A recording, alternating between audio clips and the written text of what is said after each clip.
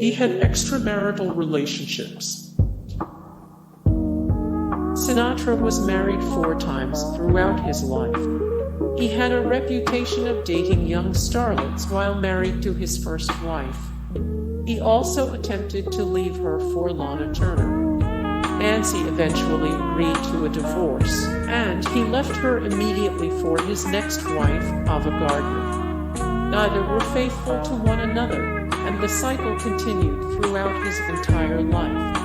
Various publications and biographies claimed Sinatra bedded some of the biggest stars in his prime. Marilyn Monroe, Grace Kelly, Lauren Bacall, Jackie Onassis, and Maya Farrow are just a few names on Sinatra's allegedly long list of partners. He lost his virginity at a young age. Sinatra grew up as the only child of Sicilian immigrants in Hoboken, NJ. His parents illegally ran a tavern. When Sinatra wasn't singing for money at his parents' establishment, he was off on his own about town. Some reports claim Sinatra lost his virginity at the age of 13. He despised journalists but still had romantic affairs with them. Despite his active social life, Sinatra was a very private person. It was no secret that he despised journalists, especially those looking for sordid details of his life. Still, Sunday Mirror reporter Sandra White claimed she was once invited up to Sinatra's hotel suite for a romantic evening.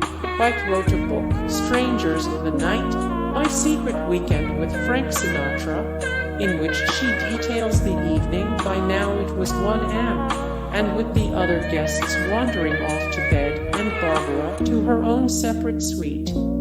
That's where I came to be holding hands with him on the sofa. His voice was soft, smooth, and sensual. Did I fancy him? Absolutely no doubt. Even though he was 72, and I was then 38, he was still a very sexy man. Still handsome, still desirable. He even smelled sexy. He breathed sex in my ear. A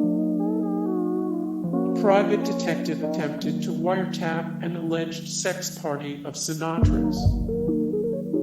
In 1960, a high-priced call girl told the FBI she was asked to wear a wire by private detective Frank Atash. Atash was investigating the alleged sex parties Sinatra threw with a particular guest of interest, then Senator John F. Kennedy. According to the FBI memo, she told the agents that she was unaware of any indiscretions or girls involved with the 4 men specified by Atash: Sinatra, Kennedy, Sammy Davis Jr., and Peter Lawford. She refused this suggestion and invitation. He had high expectations of the women in his life. Sinatra was not a fan of ostentatious women who wore elaborate perfumes or flashed what he deemed an excessive amount of skin. He hated smoking and was known for being a stickler for well-groomed ladies, particularly paying attention to their hair and hands. Sinatra focused his sights on classy women who kept it natural yet beautiful. His standards went well above just craving these things in a woman, though. He was known to kick girlfriends out if they showed up wearing perfume.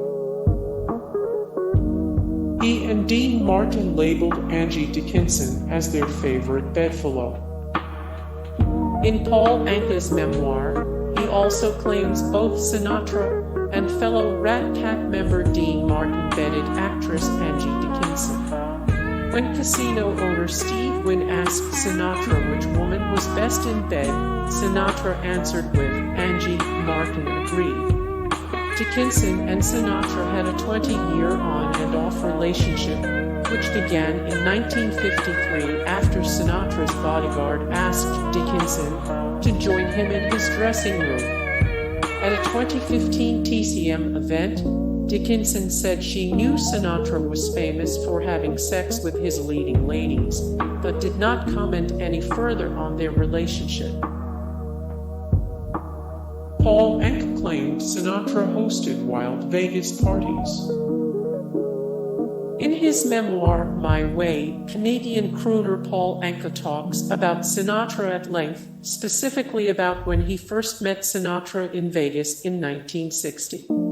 Anka wrote what is arguably Sinatra's biggest hit, My Way, and saw behind the facade of the Rat Pack. From the first time I heard about the Rat Pack, I wanted to be around these guys, and amazingly, they took me in, Anka wrote. In his memoir, Anka details the parties Sinatra and his crew threw in Las Vegas. The stars socialized in steam rooms with fans, especially young women. According to Anka, massage rooms were available in case any of the men wanted to take advantage of the swooning fans.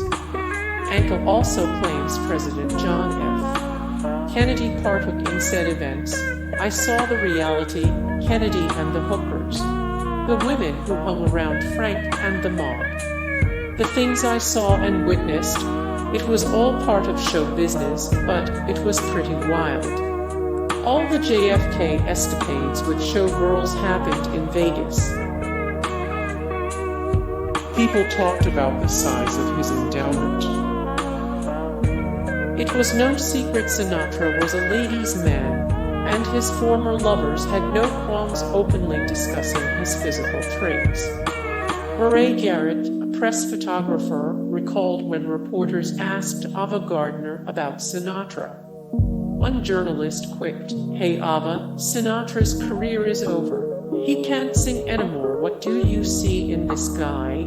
He's just a 119-pound has-been." To which she replied, "Well, I'll tell you, 19 pounds is C*CK. He was arrested for seduction and adultery. In 1938, Sinatra found himself arrested under the charges of seduction of a married woman and adultery. At the time, these were actual crimes, and Sinatra was taken into custody by the sheriff of Bergen County, Angie. The 23-year-old singer posted bail, and all charges against him were eventually completely dismissed. He starred in an adult picture when he was 19. When Sinatra was broke and homeless, he decided to pick up some extra cash. In 1934, a 19-year-old Sinatra was paid for his role in The Masked Bandit. Sinatra did his best to keep the film a secret. According to Darwin Porter, author of Frank Sinatra, the boudoir singer, all the gossip unfit to print from the glory days of All Blue Eyes, it did not remain a secret for long.